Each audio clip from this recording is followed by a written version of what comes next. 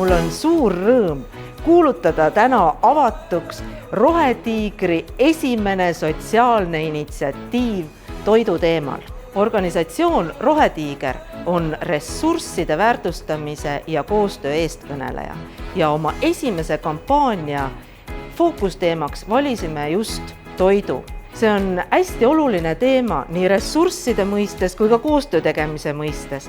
Me oleme täna koondanud kokku 40 Eesti mõistes suurt ja ägedat organisatsiooni, kellega koos me 2 kuu jooksul räägime toidust. Räägime hästi erinevate nurkade alt, et isegi siin Eestis me raiskame toitu uskumatult palju.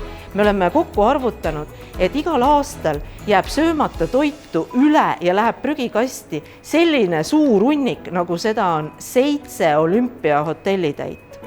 Ma väga loodan, et kui me enda jaoks selle teema lahti mõtestame siin 2 kõrva vahel, siis me saame aru, et iga sibul loeb.